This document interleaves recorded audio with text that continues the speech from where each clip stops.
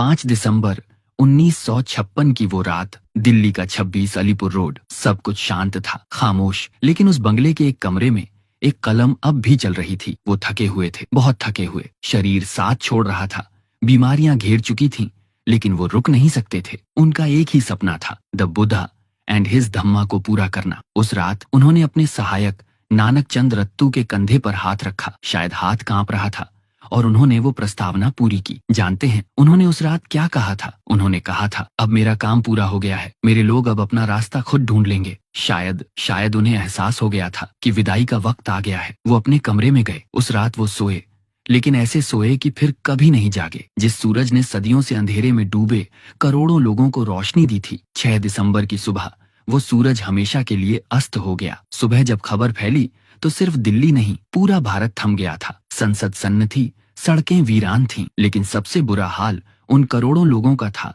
जिन्हें उन्होंने इंसान होने का हक दिलाया था। उस दिन दलितों, शोषितों और वंचितों ने खुद को दूसरी बार अनाथ महसूस किया। जब उनका पार्थिव शरीर दिल्ली से मुंबई लाया गया तो मंजर देखने लायक था। दादर की चौपाटी पर उस दिन 2 समंदर थे, एक अरब सागर का समंदर और दूसरा आंसुओं और जज्बातों का वो इंसानी समंदर जो अपने बाबा को आखिरी विदाई देने आया था। लोग रो रहे थे, चिल्ला रहे थे, जैसे उनका सब कुछ लुट गया हो। लेकिन सुनिए, वो मरे नहीं, बाबा साहब मरे नहीं।